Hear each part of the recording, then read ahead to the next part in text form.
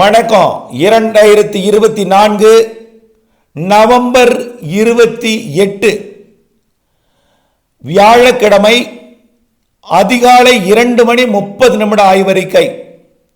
அதாவது 2024 நவம்பர் 27 புதன்கிழமை இரவு 11:30 தொடங்கிய ஆய்வு 2:30 வரை நீடித்து 2:30 இந்த ஆய்வறிக்கையை பதிவு செய்கிறேன். அதன் அடிப்படையில் தற்பொழுது வங்கக்கடலில் நீடித்துக் கொண்டிருக்கூடிய ஆழ்ந்த காற்றழுத்த தாழ்வு மண்டலத்தோட வழித்தடம் துல்லியமாக தெரிந்துவிட்டது. மழை பொழிவு தீவிரமடைய போகிறது. காற்று அச்சம் வேண்டாம். புயலாக உருவாகி கரை கடக்கும் முன் செயலிழந்து கரை கடக்கும். இது எங்கே எப்படி விரிவாக இறுதி வரை கேட்டு பயன்பெறுக. தற்பொழுது இலங்கைக்கு கிழக்கே சரியாக நேற்றைக்கு திரிகோணமலைக்கு கிழக்கே இருந்தது. சற்று விலகி 75 கிலோமீட்டர் திரிகோணமலைக்கு வடகிழக்காக விலகியது. அது வடகிழக்காக விலகிய பொழுது முல்லைத்தீவிற்கு கிழக்கே 190 கிலோமீட்டர் தொலைவில் நீடித்துக் கொண்டிருந்தது. நேற்று இரவு அதாவது ஒரு 9:30 மணிக்கு 190 கிலோமீட்டர். அது அதிகாலை 2:30 மணிக்கு 30 கிலோமீட்டர் மேலும் கிழக்கு நோக்கி நகர்ந்தும் என்று எதிர்பார்க்கப்படுகிறது. ஆக முல்லைத்தீவிலிருந்து 220 கிலோமீட்டருக்கு மேலும் 30 கிலோமீட்டர் விலகி செல்லும். ஆக வேதாரண்யத்துக்கு 310 கிலோமீட்டரில் இருந்தது 340 கிலோமீட்டருக்கும். ஆக 2:30 மணி நிலவரம். இது அதிகாலை 2:30 மணி நிலவரம். 310 கிலோமீட்டரில் இருந்தது 340 கிலோமீட்டர் தொலைவிற்கும். நாகப்பட்டினத்திற்கு 330 கிலோமீட்டரில் இருந்தது 360 கிலோமீட்டர் தொலைவிற்கும். காரைக்காலுக்கு 340 கிலோமீட்டர் தொலைவில் இருந்தது 370 கிலோமீட்டர் தொலைவிற்கும். பரங்கிப்பேட்டைக்கு 380 இருந்து 410க்கும். கடலூருக்கு 400 இருந்து 430ஆகவும். புதுச்சேரி 410 440ஆகவும். மரக்காணம் 420 இருந்து 450ஆகவும். மாமல்லபுரம் 410 இருந்து 470 கிலோமீட்டராகவும். சென்னைக்கு 490 இருந்து 520 கிலோமீட்டராகவும் 30 கிலோமீட்டர் தூரம் சற்று விலகும். இந்த 30 கிலோமீட்டர் தூரம் விலகிய பொழுது ஏன் விலகுதுன்னா, நான் ஏற்கனவே சொன்ன 2 வெப்ப நீரோட்டங்கள் கிளையாக, அதாவது உங்களுக்கு புரியும்படி சொன்னால் கவன் வில் இருக்குல்ல, கெல்டா பில்ட் மீன் கவன் வில், அதுபோல 2 கிளையாக பிரிகிறது. அந்த கிளைக்கு பிரியும் இடத்துல நீடித்து கொண்டிருந்தது. அந்த 75 கிலோமீட்டர் ஜிக்ஸாக் போட்டுகிட்டே இருந்துச்சு. 75 கிலோமீட்டர் நகர்ந்துச்சு. இப்போ முழுமையாக அதுக்குள்ளே நுழைய போயிட்டு 30 கிலோமீட்டர் தூரம் நுழைய போயிடுச்சு. அதாவது விலகி செல்லக்கூடிய அந்த பாதையை நோக்கி விலகி போய்விட்டது. இப்போ 2:30 மணிக்கு போய்விட்டது. ஆனால் இந்த நேரத்தில் என்னாக போகுதுன்னா, அந்த நீரோட்டத்தோட பரப்பு சற்று விரிகிறது. அதாவது ஆறோட அகலம் விரிகிறது. கடலுக்குள் செல்லக்கூடிய கடல் நீரோட்டம் என்னுடைய அண்டர் கிரவுண்டில் பாயக்கூடிய அந்த நீரோட்ட ஆறு, வெப்பத்தை கடத்தக்கூடிய அந்த ஆறு பரப்பு விரிகிற காரணத்தினால என்ன ஆகுதுன்னா, அது இருக்கிற இடத்துக்கே இந்த ஆறு போயிடுதுங்களா. அதனால என்ன ஆகும், அந்த சுற்றி கொண்டு போக வேண்டிய அந்த வழித்தடத்தை விட்டு திரும்பி பழைய வழித்தடத்துக்கே வரப்போகிறது. ஆக பழைய வழித்தடம் எப்படி, மீண்டும் முல்லைத்தீவுக்கு 190 கிலோமீட்டர், வேதாரண்யத்துக்கு 310 கிலோமீட்டர், நாகப்பட்டினத்துக்கு 330 கிலோமீட்டர், காரைக்காலுக்கு 340 கிலோமீட்டர், பரங்கிப்பேட்டைக்கு 380 கிலோமீட்டர், கடலூருக்கு 400 கிலோமீட்டர், புதுச்சேரிக்கு 410 கிலோமீட்டர், மரக்காணத்திற்கு 420 கிலோமீட்டர், மாமல்லபுரத்துக்கு 440 கிலோமீட்டர், சென்னைக்கு 490 கிலோமீட்டர். இந்த தொலைவிற்கு திரும்ப புறப்பட்ட இடத்துக்கே வரப்போகுது. ஏன்னா அந்த நீரோட்டத்தோட அகலம் கூடுகிறது. அதாவது ஏற்கனவே அகலமான நீரோட்டம் தான் இதெல்லாம். பசிபிக் பெருங்கடலில் இருக்கக்கூடிய நீரோட்டம் நம்ம இலங்கிட்டு இருக்கு. ஏற்கனவே அகலமான நீரோட்டம் தான். மேலும் அகலமாகி அந்த நீரோட்டத்தை குறுக்கலாக்கி இது பெரிதாகிறது. அப்போ என்ன ஆகுதுன்னா, புறப்பட்ட இடத்துக்கு திரும்பி வந்து வழித்தடத்தை மாற்றுகிறது. வழித்தடத்தை மாற்றி எங்கே போகுதுன்னா, இன்றைக்கு அது புயலாக உருவெடுக்க போகிறது. பொழுது விடியும் நேரத்தில் காலை 5:30 மணிக்கு உருவாகும்னு எதிர்பார்க்கப்படுகிறது. அதாவது இன்னும் ஒரு 3 மணி நேரத்தில், இப்போ 2:30, 3:30, 4:30, 5:30 மணி, 5:30 மணிக்கு இன்றைக்கு இன்னொரு 3 மணி நேரத்தில் புயலாக, அதாவது ஃபின்ஜல் ஜல் புயல் ஃபின்ஜல் புயலாக இன்றைக்கு அதிகாலை 5:30 மணிக்கு உருவெடுக்கிறது. ஒருவேளை தாமதம் அடைந்தால் 8:30 மணிக்குள்ள கண்டிப்பா புயலாகும். இதுக்கு மேலே தாமதம் அடையாது. ஏன்னா பிடித்து விட்டது வலுவான நீரோட்டத்தை. ஆக இனிமேல் அது புயலாக உருவெடுத்து விடும். ஓகே சார், புயலாக உருவெடுத்தோன்னா அச்சப்பட வேண்டாம். தயவு செய்து புயலாக உருவெடுத்ததும் அச்சப்பட வேண்டாம். புயலாக உருவெடுத்தாலும் கரையை நெருங்கும் பொழுது செயலிழந்தான் கிடக்கும். ஆனால் கரைகிட்ட வரும்பொழுது தரைக்காற்று போகும், அதுக்கும் அச்சப்படக்கூடாது.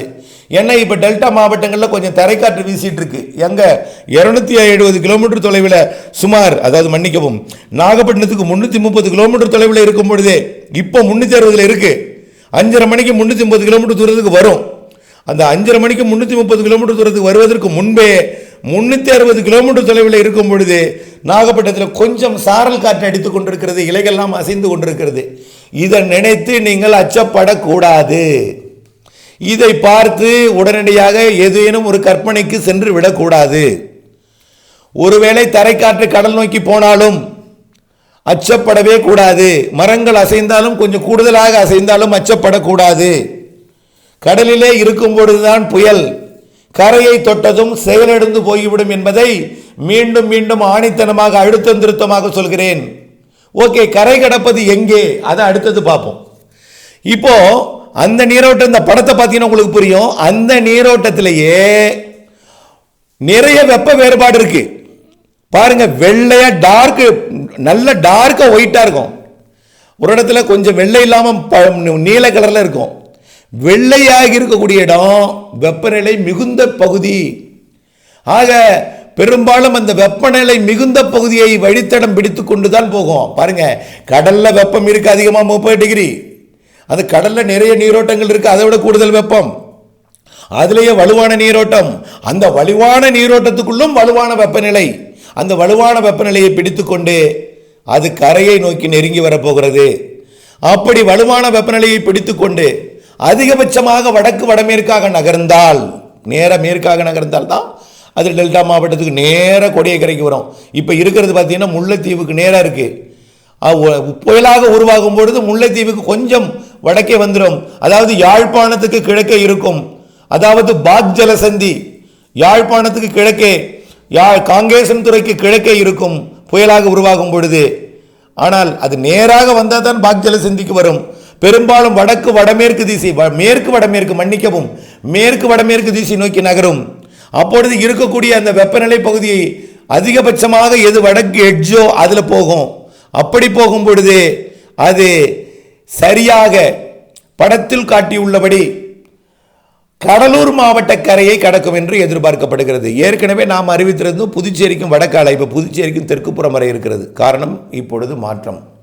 புதுச்சேரிக்கு வடக்கு புறம் கரை கடக்கும் என்பது புதுச்சேரிக்கு தெற்கு புறம் கரை கடக்க இருக்கிறது. ஆனால் கரை கடக்கும் என்கின்ற நிலையை நினைத்து நீங்கள் அச்சப்படக்கூடாது. தயவு செய்து கடலூர் மாவட்ட மக்களோ அல்லது காற்று கொஞ்சம் அசாதாரணமாக கடலை நோக்கி தரைக்காற்று போய் கொண்டிருந்தாலும் அதனால டெல்டா மாவட்ட மக்களோ, அதாவது நாகப்பட்டினம், திருவாரூர் மற்றும் காரைக்கால், மயிலாடுதுறை மக்களோ அல்லது கடலூர் மாவட்ட மக்களோ, விழுப்புரம், புதுச்சேரி மக்களோ யாரும் அச்சப்படக்கூடாது. காரணம், கடலில் இருக்கும் பொழுதுதான் புயலுக்குத்தான் காற்று போகும். புயல் காற்று கரையேறும் பொழுது செயலிழந்துவிடும் என்பதை மீண்டும் மீண்டும் உங்களுக்கு நம்பிக்கையூட்டும் விதமாக கண்டிப்பாக உறுதிபட தெரிவிக்கிறேன். அச்சத்தை மட்டும் போக்கி தயவு செய்து மழைக்கு மட்டும் முன்னெச்சரிக்கை எடுங்கள். அடுத்தபடியாக, சார் மழை பெய்யுமா மறுபடியும்? ஏற்கனவே டெல்டா மாவட்டங்களில் பயிர்கள் மூழ்கி இருக்கிறது, வேற தவிர்க்க முடியவில்லை. மழை தொடங்கி இருக்கிறது. மீண்டும் எப்போ தொடங்க போகிறதுன்னு பார்த்தீங்கன்னா, இது கரை கடக்கிறது. ஏன் கடலூர் மாவட்டம்னு சொன்னேன்னா, செயலிழந்து போச்சுன்னா அதுக்கு ஒரு மையம் இருக்காது. அது கொஞ்சம் பரவலான ஒரு வடிவத்தில் தான் கடை கடக்கும். ஒரு ஷார்ப்பாக ஒரு ஊரை சொல்ல முடியாது. ஒரு மாவட்டத்தில் அப்படியே பரவலாக ஒரு விரிந்த பரப்பிலை கரை கடந்து அப்படியே கடலூர் மாவட்டம் வழியாக, அரியலூர், பெரம்பலூர் மாவட்டம் வழியாக, இதுக்கும் நீங்கள் பயப்படக்கூடாது. பரவலாகும், போக போக பரப்பு விரியும், அதோட விட்டம் விரியும். ஷார்ப்பாக இருக்கிறது, கரையை நெருங்கும் பொழுது பரப்பு கொஞ்சம் விரியும். அப்போ தான் மழை தொடங்குது, அதிகமான மழை தொடங்குது. நெருங்கும் பொழுதே மழை தொடங்கும், அங்கிருந்தபடியே மழை தொடங்கும். அது இன்றைக்கு காலை 11:30 மணிக்கு டெல்டாவில் மழை தொடங்குது. மீண்டும் அதாவது வியாழக்கிழமை காலைக்கு பிறகு மதியத்திற்குள் மழை தொடங்கும். மீண்டும் டெல்டாவிலே மாலை இரவிலே சற்று காற்றுடன் மழை இருக்கும். காற்று என்றால் தரை காற்று, கடலை நோக்கி போக காற்று. கடலுக்குள் காற்று போகும், ஆனால் கடல் காற்று கரைக்கு வராது. அதாவது கடற்காற்று எங்கே வரும்னா விழுப்புரம் மாவட்டத்தில் வரும்.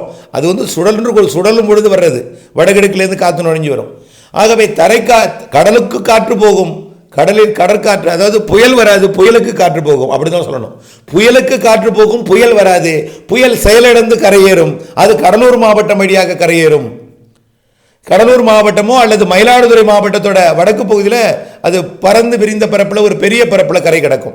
மயிலாடுதுறை மாவட்டம் மற்றும் கடலூர் மாவட்டம் வழியாக அது உள்ளே நுழைந்து மயிலாடுதுறை மாவட்டத்தில் நுழைஞ்சதுன்னா அது அப்படியே டெல்டா மாவட்டம் வடக்கு பகுதி, அதாவது கும்பகோணம் பகுதி, மணல்மேடு பகுதி, அப்படியே அரியலூர் மாவட்டம் பகுதி, அப்படியே கடலூர் மாவட்டம் புதுச்சேரிக்கும் கடலூருக்கு பகுதியில் அந்த புதுச்சேரிக்கு தெற்கே கடலூர் மாவட்டம், அப்படியே நெய்வேலி, சேத்தியார் தோப்பு, அப்படியே உள்ளே போனிச்சுன்னா கல்வராயன் மலை, கொல்லிமலை, அப்படியே நாமக்கல் மாவட்டத்தோட தெற்கு பகுதி, நாமக்கல் மாவட்டம் மற்றும் சேலம் மாவட்டம், அப்படியே ஈரோடு மாவட்டம், திருப்பூர் மாவட்டம், கோயம்புத்தூர் மாவட்டம், பாலக்காட்டு கணவாய் வழியாக பாலக்காடு வழியாக மையமாக வைத்து பரவலாக விரிந்து தமிழ்நாடு முழுவதும் மழைப்பொழிவை கொடுத்து கொண்டே தமிழ்நாடு முழுவதும் கிருஷ்ணகிரி உட்பட கன்னியாகுமரி உட்பட நீலகிரி உட்பட கன்னியாகுமரி உட்பட திருப்பத்தூர், வேலூர், ராணிப்பேட்டை உட்பட சென்னை, திருவள்ளூர், காஞ்சிபுரம், செங்கல்பட்டு, நெல்லூர் உட்பட திருப்பதி உட்பட பெங்களூரு, மைசூர் உட்பட பரவலாக ஒரு மழைப்பொழிவை கொடுத்து கொண்டே அரபிக்கடலுக்கு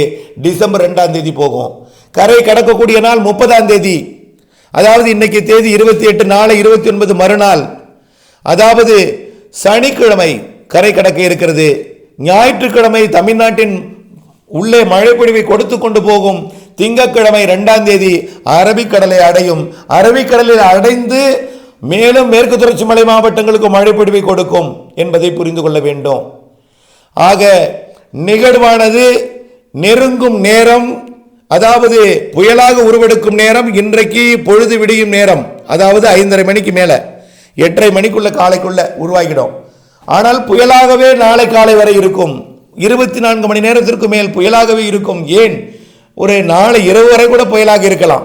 நாம் கரை கடப்பது 30ஆம் தேதி மதியம் தான் கரை கடக்க போகிறது, புரிந்து கொள்ளுங்கள். சென்னைனா தான் 1ஆம் தேதி. ஆகவே அங்கே அவ்வளவுக்கு போக வாய்ப்பில்லை. ஏன்னா நீரோட்டம் அப்படி இருக்கு. என்னாலும் இந்த நீரோட்டத்திலையும் இந்த விருத்தி இப்போ விரிஞ்சிருக்கு. அப்புறம் ஏதாவது மாற்றங்கள் நடந்து கொண்டு இருக்கும், புரியுதுங்களா? இதெல்லாம் ஒரு கணிப்பு தான், அதை முதல்ல புரிஞ்சுக்குங்க. இந்த எல்லாமே நிமிடத்துக்கு நிமிடம், நொடிக்கு நொடி நிறைய வளிமண்டலத்தில் மாற்றம், உயரழுத்த மாற்றம், குளிரில் மாற்றம், அங்கே மாற்றம், இங்கே மாற்றம், கடலுக்குள் மாற்றம், எல்லாம் மாற்றம் நடந்து கொண்டிருக்கு. ஏதோடு ஒன்றோடு ஒன்று தொடர்புடையதான் எல்லாமே. இப்போ இருக்கக்கூடிய சூழ்நிலையை பார்க்கும் பொழுது நீராவி காற்று கூடுதலாக வந்து இந்த புயலில் வந்து சேரும் என்று எதிர்பார்க்கப்படுகிறது. இதனால கண்டிப்பாக இன்றைக்கு மதியம் டெல்டா மாவட்டங்களில் தொடங்கக்கூடிய மழை படிப்படியாக டெல்டா மட்டுமல்ல, சென்னைக்கும், அதாவது புதுக்கோட்டை, அதாவது ராமநாதபுரம் மாவட்டம் முதல் திருவள்ளூர் மாவட்டம் வரைக்கும் இன்றைக்கே மழை தொடங்கிடும். முதல்ல மழைப்பொழிவு நாகப்பட்டினம் முதல் சென்னை இடைப்பட்ட பகுதியில் மழைப்பொழிவு தொடங்கும். வேதாரண்யம் முதல் பழவேற்காடு வரைக்கும் இடைப்பட்ட பகுதியில் மீண்டும் மழைப்பொழிவு தொடங்கும். இடைவெளி விட்டிருப்பதற்கு காரணம் விலகி சென்றிருக்கிறது, மேலும் கூடுதலாக விலகி செல்லுகிறது.